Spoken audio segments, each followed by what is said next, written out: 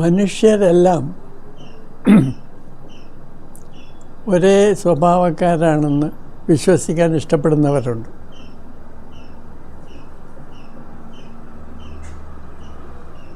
ഇതിനെ individual differences എന്നാണ് മനഃശാസ്ത്രത്തിൽ പറയുന്നത്. ഈ വിഷയത്തെ മനുഷ്യർ തമ്മിലുള്ള വ്യത്യാസങ്ങൾ,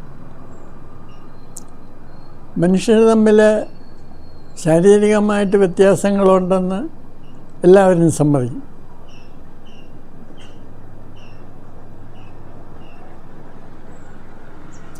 ഇപ്പോൾ തൊലിയുടെ നിറം, നല്ല വെളുത്തവരുണ്ട്, നല്ല കറുത്തവരുണ്ട്, പിന്നെ പൊക്കത്തിൽ, വണ്ണത്തിൽ, ഇതിലൊക്കെ വ്യത്യാസങ്ങളുണ്ട്. അപ്പം മാനസികമായിട്ടും മനുഷ്യർ തമ്മിൽ വ്യത്യാസമുണ്ട് എന്നുള്ളതാണ് വാസ്തവം.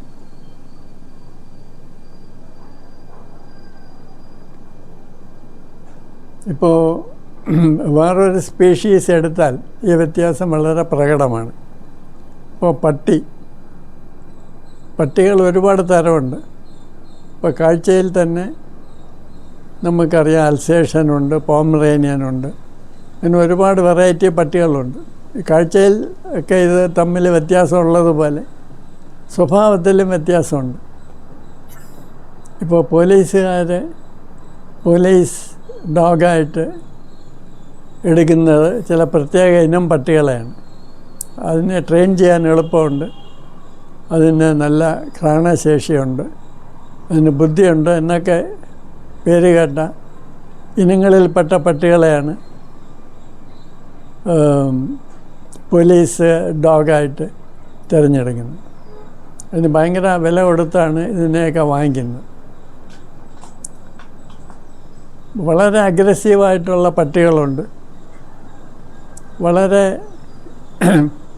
ഡൊസൈലായിട്ടുള്ള ഇനത്തിലുള്ള പട്ടികളുണ്ട്. മനുഷ്യരും വാസ്തവത്തിൽ ഇങ്ങനെയൊക്കെ തന്നെയാണ്. പക്ഷേ ഇത് പലർക്കും അംഗീകരിക്കാൻ ബുദ്ധിമുട്ടുണ്ട് എന്ന് മാത്രം. അപ്പോൾ ഇന്ത്യയിൽ ഒരുപാട് ജാതി മനുഷ്യരുണ്ട്. ഈ ജാതികളൊക്കെ തമ്മിലും വ്യത്യാസമുണ്ട്. ഇപ്പോൾ ബ്രാഹ്മണർ പൊതുവെ സാത്വികരാണ്. വളരെ അപൂർവമായിട്ട് അവർ രാജാക്കന്മാരായിട്ടുള്ളൂ, ഇങ്ങനെ ആക്രമണങ്ങൾ നടത്തിയിട്ടുള്ളൂ. നേരെ മറിച്ച് ക്ഷത്രിയർ വീരശൂര പരാക്രമികളാണ്. അവരാണ് മിക്കവാറും രാജാക്കന്മാരായിട്ടുള്ളത്, രാജ്യങ്ങളൊക്കെ വെട്ടിപ്പിടിച്ചിട്ടുള്ളത്. പിന്നെ കച്ചവടക്കാരുണ്ട്. അവർ സാധാരണ അക്രമാസക്തി കാണിക്കാറില്ല. അവർ കച്ചവടത്തിൽ കൂടെയാണ് പണം സമ്പാദിക്കുന്നതും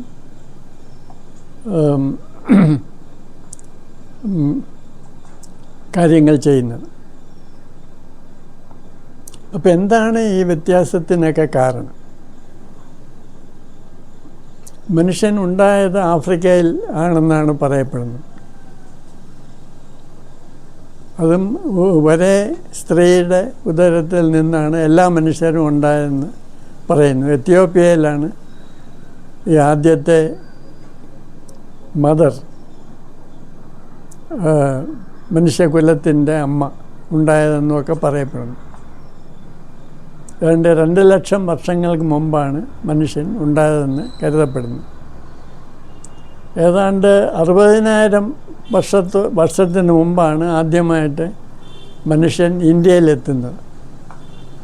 നിഗ്രിറ്റോ വർഗക്കാരെന്നാണ് ഇവരെ പറയുന്നത്. ഈ നിഗ്രിറ്റോ വർഗത്തിൽപ്പെട്ട ആളുകൾ പ്യുവറായിട്ട് ആൻഡമാൻ ദ്വീപുകളിൽ ഉണ്ട്. കുറേയൊക്കെ മിക്സിങ് വന്നിട്ടുണ്ടെങ്കിലും ഇന്ത്യയിലുള്ള പല ആദിവാസികളെയും ഈ നിഗ്രിറ്റോ വംശത്തിലാണ് പെടുത്തിയിരിക്കുന്നത്. അതിനുശേഷം വന്നവരാണ് ഓസ്ട്രലോയിഡ് വംശത്തിൽപ്പെട്ടവർ. ഇവരും ആഫ്രിക്കയിൽ നിന്ന് തന്നെയാണ് വന്നിട്ടുള്ളത്. ഈ ഓസ്ട്രേലിയയിലെ ആദിവാസികളുമായിട്ട് സാമ്യമുള്ളത് കൊണ്ടാണ് ഓസ്ട്രലോയിഡ് എന്നതിന് പേര് കൊടുത്തിരിക്കുന്നത്. ഒരു രണ്ടാമത്തെ വേവിൽ വന്ന കൂട്ടരാണ് ഇവർ. ഈ പല ആദിവാസി വർഗക്കാരും ഓസ്ട്രലോയിഡ് വർഗത്തിൽപ്പെട്ടതാണ്. അപ്പോൾ ഈ നിഗ്രിറ്റോകളും ഓസ്ട്രലോയിഡുകാരും തമ്മിൽ വ്യത്യാസമുണ്ട്. അപ്പോൾ ഏറ്റവും പ്രിമിറ്റീവായിട്ട് കാണുന്നവരാണ് നിഗ്രിറ്റോകൾ.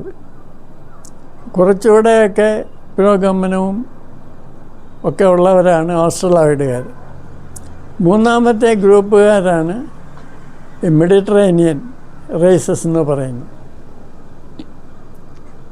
ഇവർ ഈ മധ്യപൂർവ ഏഷ്യ അല്ലെങ്കിൽ മിഡിൽ ഈസ്റ്റ് എന്ന് പറയുന്ന ആ ഭാഗത്തു നിന്ന് വന്നവരാണ്.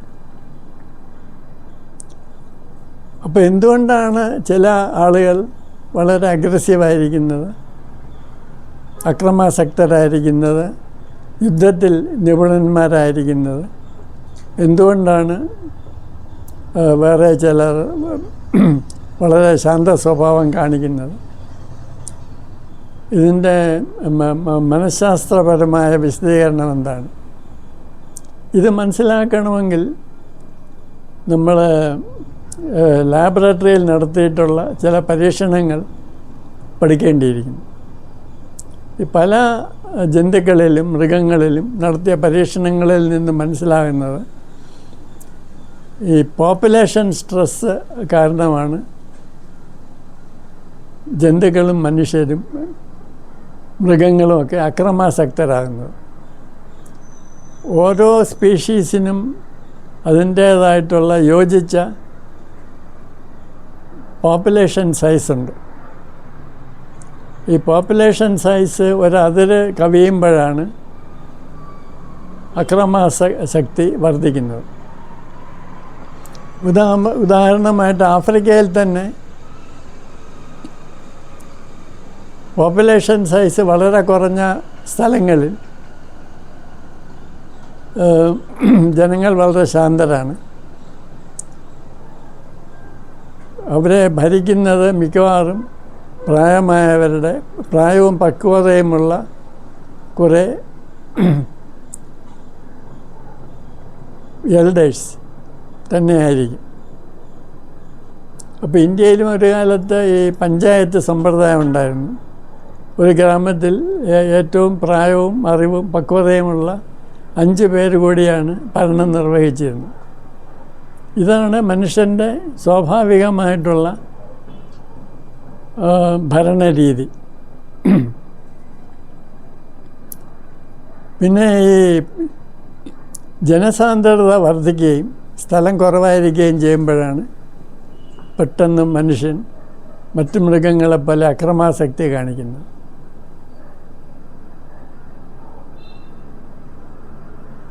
പെട്ടെന്ന് പെരുമാറ്റത്തിൻ്റെ താളം തെറ്റുന്നു. ലൈംഗികത അനിയന്ത്രിതമായി തീരുന്നു. സെക്സ് പെർവേർഷൻസ് ഉണ്ടാകുന്നു. പിടിച്ചുപറിയും കൊലപാതകവും തട്ടിപ്പറിയും എല്ലാം സംഭവിക്കുന്നു.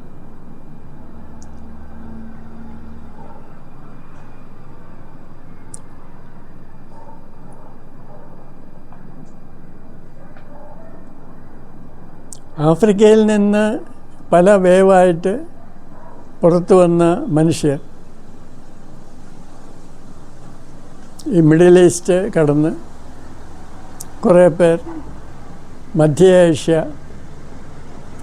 മധ്യേഷ്യയിൽ സ്റ്റെപ്പ് എന്ന് പറഞ്ഞൊരു വളരെ അധികം ഏരിയ ഉള്ള ഒരു പുൽമേടുണ്ട്.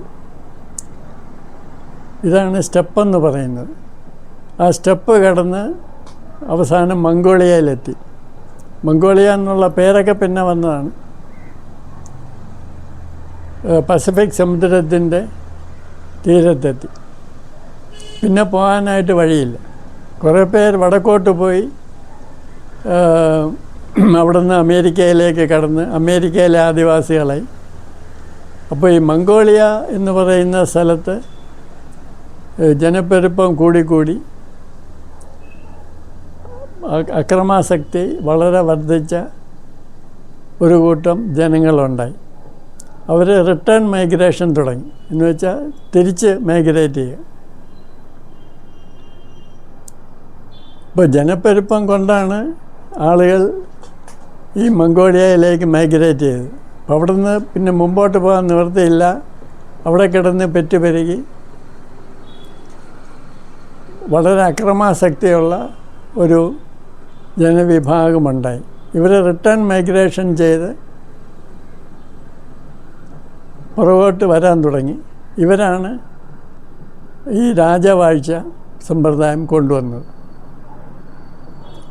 ഈ ചരിത്രാതീത കാലത്ത് എന്തൊക്കെയാണ് ഇവർ ചെയ്തിട്ടുള്ളതിനെ പറ്റി കൃത്യമായ രേഖകളില്ല. പക്ഷേ ഈ രാജവാഴ്ച സമ്പ്രദായം ഈ റിട്ടേൺ മൈഗ്രേഷൻ്റെ ഒരു പരിണിത ഫലമാണെന്ന് ഒരു സിദ്ധാന്തമുണ്ട്. കാരണം എവിടെയെങ്കിലും ഒരു സ്ഥലത്ത് ജനപ്പെരുപ്പം കൂടുമ്പോൾ ആളുകൾ മൈഗ്രേറ്റ് ചെയ്ത് പോകും. അപ്പം ഈ അക്രമാസക്തി ഒരതിര് കവിയാറില്ല. പക്ഷേ ഈ മംഗോളിയയിൽ പിന്നെ മുമ്പോട്ട് പോകാൻ സ്ഥലമില്ലാത്തത് കൊണ്ടാണ് അമിതമായ അക്രമാസക്തിയുള്ള ഒരു ജനവിഭാഗം അവിടെ പരിണമിച്ചുണ്ടായത്. ഇതിൻ്റെ ഏറ്റവും ഒരു ഉഗ്രരൂപം നമുക്ക് കാണാൻ സാധിക്കുന്നത് AD 13-ാം നൂറ്റാണ്ടെത്തുമ്പോഴാണ്.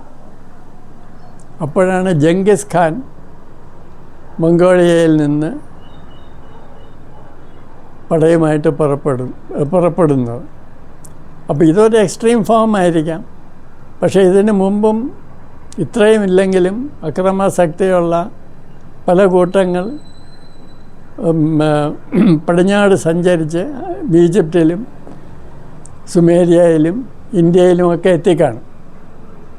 അങ്ങനെയാണ് രാജവാഴ്ച ഇതിനു മുമ്പ് ഈ രാജ്യങ്ങളിലേക്ക് എത്തുന്നത്.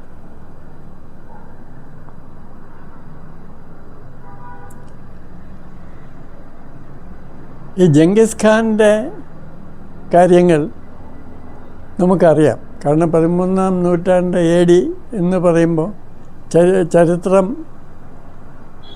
വളരെ പുരോഗമിച്ച ഒരു കാലമാണ്. അപ്പോൾ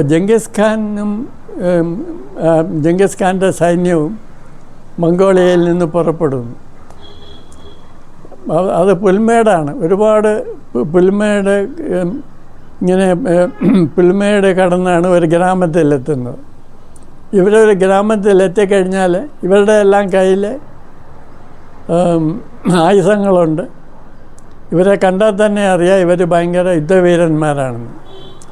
ഗ്രാമത്തിലെത്തി അവരാവശ്യപ്പെടുന്നത് ഉള്ള സാധനങ്ങളുടെ വിഭവങ്ങളുടെ എല്ലാം 50% ഞങ്ങൾക്ക് തരണം. ഇഷ്ടമുള്ള പെണ്ണുങ്ങളെയൊക്കെ ഞങ്ങൾ റേപ്പ് ചെയ്യും. സമ്മതമാണോ? ഇല്ലെങ്കിൽ യുദ്ധം. അപ്പം നിവൃത്തിയില്ലാതെ അപ്രതീക്ഷിതമായിട്ട് ഇവർ വന്ന് കയറുകയാണ്. ഇവരെല്ലാം കുതിരപ്പുറത്താണ് വരുന്നത്.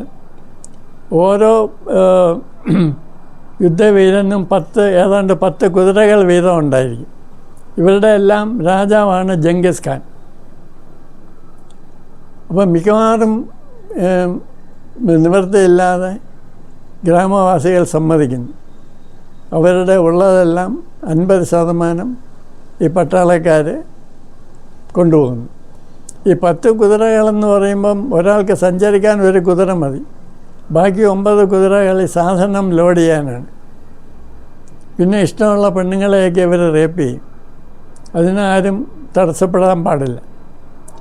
എന്നിട്ട് അടുത്ത ഗ്രാമത്തിൽ പോയി ഇങ്ങനെ ഒരു കൂട്ടർ വരുന്നുണ്ടെന്ന് അറിയിക്കണമെങ്കിൽ സമയമെടുക്കും. അതിനു മുമ്പേ ഈ ജംഗിസ് ഖാനും കൂട്ടരും അടുത്ത ഗ്രാമത്തിലെത്തും. ഇവിടുന്ന് ആരും അടുത്ത ഗ്രാമത്തിലേക്ക് പോകാൻ സമ്മതിക്കത്തില്ല. കാരണം ഇവരെല്ലാം കുതിരപ്പുറത്താണ് സഞ്ചരിക്കുന്നത്. അതിവേഗം ഓടുന്ന കുതിരകളാണ്. അപ്പോൾ അടുത്ത ഗ്രാമത്തിലും ഇവർ ചെന്ന് ഇതിനെ ആവർത്തിക്കും. ഇപ്പം നിവൃത്തിയില്ലാതെ അവിടവും കീഴ്പ്പെടുത്തുന്നു. ഇങ്ങനെ പോയി യൂറോപ്പ് വരെ എത്തി ജംഗിസ് ഖാൻ. അപ്പോൾ ഇത് ഒരു എക്സ്ട്രീം ഫോമായിരിക്കാം. ഇതിൽ നിന്ന് നമുക്ക് ഊഹിക്കുന്നതിന് മുമ്പ് മംഗോളിയയിൽ നിന്ന് വന്നിട്ടുള്ളവർ എന്തൊക്കെയാണ് ചെയ്തിട്ടുള്ളത്. ഇപ്പോൾ നമ്മൾ മുഗൾ സാമ്രാജ്യത്തെ പറ്റി കേട്ടിട്ടുണ്ട്. ഈ മുഗൾ എന്നുള്ള വാക്ക് മംഗോൾ എന്ന വാക്കിൽ നിന്നാണ് വന്നിട്ടുള്ളത്. അപ്പോൾ ഈ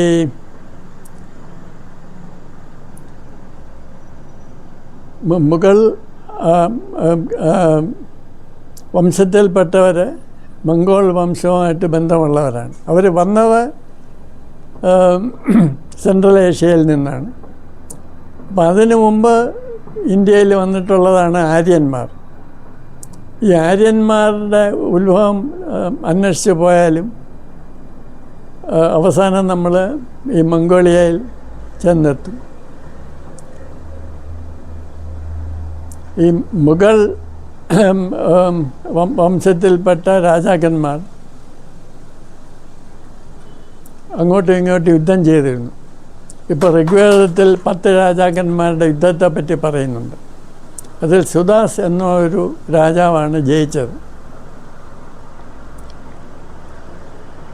അപ്പോൾ ഈ യുദ്ധത്തിൽ ആര്യ വംശക്കാരും അനാര്യ വംശക്കാരും പങ്കെടുത്തതായിട്ട് പറയുന്നു. ഈ മുഗൾ വംശത്തിലുള്ള എല്ലാ രാജാക്കന്മാർക്കും അന്തഃപുരം ഉണ്ടായിരുന്നു. അവർക്കെല്ലാം 100 കണക്കിന് ഭാര്യമാരുണ്ടായിരുന്നു. അപ്പോൾ ഈ മുഗൾ രാജവംശത്തിന് മുമ്പ് ഇന്ത്യയിൽ വേറൊരുപാട് രാജവംശങ്ങൾ വന്നിട്ടുണ്ട്. 8-ാം നൂറ്റാണ്ട് തൊട്ട് മുസ്ലിം രാജവംശങ്ങൾ വന്നിട്ടുണ്ട്. 8-ാം നൂറ്റാണ്ടിന് മുമ്പ് മുസ്ലിം അല്ലെന്നേ ഉള്ളൂ, രാജവംശങ്ങൾ തന്നെയാണ് ഇന്ത്യയെ കീഴടക്കിയിട്ടുള്ളത്. ഇപ്പോൾ രാമായണത്തിൽ പറയുന്നത് ദശരഥന് 350 ഭാര്യമാരുണ്ടായിരുന്നെന്നാണ്. ഇതിൽ 3-4 പേരെ റാണിമാരായിട്ട് കരുതിയിരുന്നു. പക്ഷേ 350 ഭാര്യമാർ ദശരഥനുണ്ടായിരുന്നു എന്നാണ് രാമായണത്തിൽ പറയുന്നത്. അപ്പോൾ ഈ മുസ്ലിം രാജവംശങ്ങൾക്ക് പ്രത്യേകതയൊന്നുമില്ല. 7-ാം നൂറ്റാണ്ടിലാണ് ഇസ്ലാം ഉണ്ടാകുന്നത്. അപ്പോൾ ഈ സെൻട്രൽ ഏഷ്യ വഴി വന്നിട്ടുള്ള ആളുകൾ ഇസ്ലാം മതം സ്വീകരിച്ചു എന്ന് മാത്രമേ ഉള്ളൂ. അതിന് മുമ്പ് വന്നിട്ടുള്ളവരും ആര്യ വംശക്കാരെന്ന് പറയുന്നവരും എല്ലാം ഈ മംഗോളിയൻ റേസുമായിട്ട് ബന്ധമുള്ളവരാണ്. അപ്പോൾ അങ്ങനെയാണ് ഈ ഒരു ക്ഷത്രിയ വംശം ഇന്ത്യയിൽ വരുന്നത്. ഈ ഖസാക്കിസ്ഥാനിലുള്ള ആളുകളെയാണ് ഖസാക്കിത്രിയ എന്ന് പറയുന്നത്. ഖസാക്ക് രാജവംശത്തിൽപ്പെട്ടവരാണ് ഖസാക്ത്രിയർ. അതാണ് ഇന്ത്യയിൽ ക്ഷത്രിയരായിട്ട് മാറിയത്. ഇനി ബ്രാഹ്മിൻസ് എന്ന് പറയുന്നവർ അവർ ഒരുപാട് മിക്സ്ഡ് ആണെങ്കിൽ പോലും അവർ പോളണ്ടെന്ന് ഇന്ന് പറയുന്ന ആ രാജ്യത്ത് നിന്ന് വന്നവരാണെന്ന് പറയുന്നു. ഈ ഒരുപാട് ആര്യ രാജവംശങ്ങൾ പോളണ്ട് ആക്രമിച്ചു. അപ്പോൾ അവിടുന്ന് അഭയാർത്ഥികളായിട്ട് തിരിച്ചവരാണ് ബ്രാഹ്മണരായിത്തീരുന്നതെന്നാണ് പറയുന്നത്. കാരണം അവർ വെളുത്ത നിറമുള്ളവരാണ്. ഈ വെളുത്ത നിറമെന്ന് പറയുന്നത് ഈ സമോഷ്ണ മേഖലയിലും ശീതമേഖലയിലും ഉള്ളവരുടെ സ്കിൻ കളറാണ്. ഈ ആര്യന്മാരെന്ന് പറയുന്നത് കൂടുതലും തവിട്ട് നിറവും ചുവന്ന നിറവും ഒക്കെ ഉള്ളവരാണ്. അവസാനം വന്ന ക്ഷത്രിയർ ഈ വർമ്മമാരെന്ന് പറയുന്നത് നോർത്ത് ഈസ്റ്റ് വഴി വന്നവരാണ്. അവരും ഒരു മംഗോളിയൻ ബന്ധമുള്ളവരാണ്. പക്ഷെ അവരുടെ നിറം മഞ്ഞയാണ്. അപ്പോൾ ഇങ്ങനെ ലോകത്തിൻ്റെ പല ഭാഗത്തു നിന്നും ജനതകൾ ഇന്ത്യയിലെത്തിയിട്ടുണ്ട്. അപ്പോൾ ഈ മെഡിറ്ററേനിയൻ വംശത്തിൽപ്പെട്ട ആളുകളാണ് ഈ കച്ചവടക്കാരായി തീർന്നത്. അവർ ഈ യുദ്ധം ആപ്റ്റിറ്റ്യൂഡുള്ളവരല്ല. അവർ ഈ ക്രയവിക്രയം നടത്താനായിട്ട് ഉള്ള സ്വഭാവ രീതി ഉള്ളവരാണ്. അപ്പോൾ അവരാണ് പ്രധാനമായിട്ട് വൈശ്യർ ആയിത്തീർന്നിട്ടുള്ളത്. അപ്പോൾ ഇങ്ങനെ പല ഭൂമിയുടെ പല ഭാഗത്തു നിന്നും വന്ന മനുഷ്യരെല്ലാം കൂടെ ചേർന്നാണ് ഇന്ന് നമ്മൾ കാണുന്ന ലോകത്തെ ജനത മുഴുവൻ ഉണ്ടായിട്ടുള്ളത്. അപ്പോൾ ഇന്ത്യയുടെ ഒരു പ്രത്യേകത, ഏഷ്യയിലെ ഏറ്റവും മിക്സ്ഡായിട്ടുള്ള ഒരു ജനതയാണ് ഇന്ത്യയിലുള്ളത്.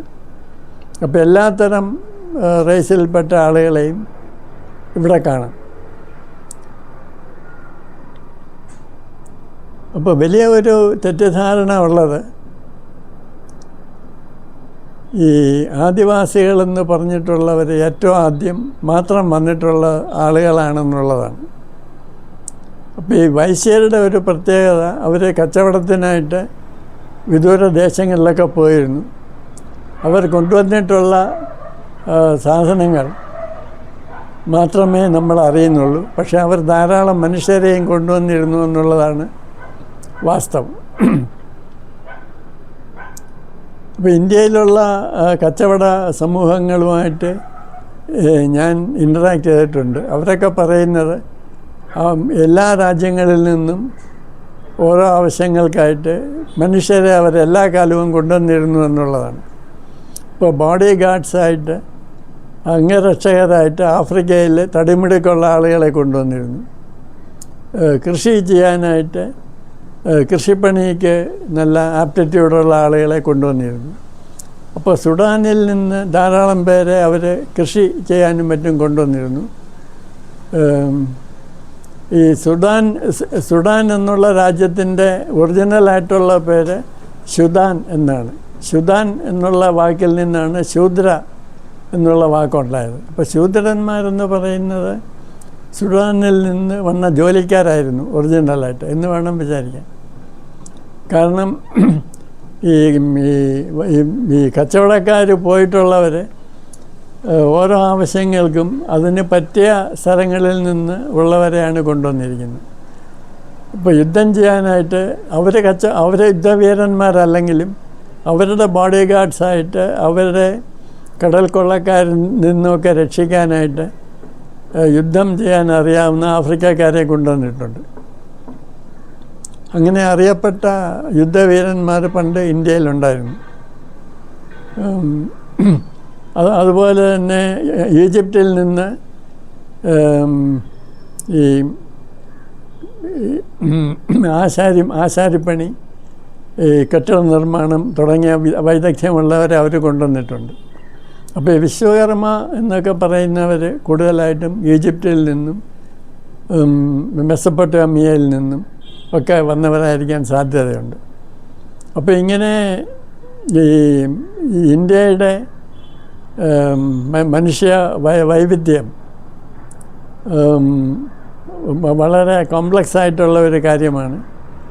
അത് പല കാലങ്ങളിൽ പല ദേശത്ത് നിന്ന് ആളുകൾ ഇവിടെ വന്നിട്ടുണ്ട്, അല്ലെങ്കിൽ കൊണ്ടുവരപ്പെട്ടിട്ടുണ്ട്. അങ്ങനെയാണ് ഇന്ത്യയിൽ ഇത്രയധികം വൈവിധ്യമുള്ള ജനസമൂഹങ്ങളെ നമ്മൾ കാണുന്നത്. അപ്പോൾ നമ്മളുടെ ഓരോരുത്തരുടെയും റേഷ്യൽ കോമ്പോസിഷൻ ഇന്ന് നമുക്ക് അറിയാൻ സാധിക്കും. നമ്മളുടെ DNA ടെസ്റ്റ് ചെയ്യാനായിട്ട് ഇന്ന് മെത്തേഡ്സ് ഉണ്ട്. ഇന്നിപ്പോൾ അത് കുറേ കോസ്റ്റ്ലിയാണ്, എങ്കിലും നമ്മളുടെ പൂർവികർ എവിടെ നിന്നൊക്കെ വന്നിട്ടുള്ളവരാണ്, എത്രമാത്രം മിക്സ് ഉണ്ടെന്ന് നമുക്കറിയാൻ സാധിക്കും.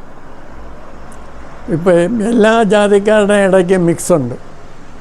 ഉദാഹരണമായിട്ട് ഇന്ത്യയിലുള്ള ബ്രാഹ്മണരെല്ലാവരും പോളണ്ടിൽ നിന്ന് വന്നവരല്ല.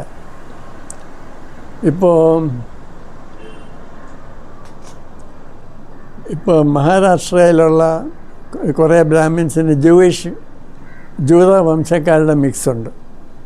ഇപ്പോൾ ഈ RSSൻ്റെ പ്രധാന സ്ഥാപകരായിട്ടുള്ള ആളുകൾക്കെല്ലാം ഒരു വട്ടത്തൊപ്പിയുണ്ട്, അത് ജൂയിഷ് ക്യാപ്പാണ്.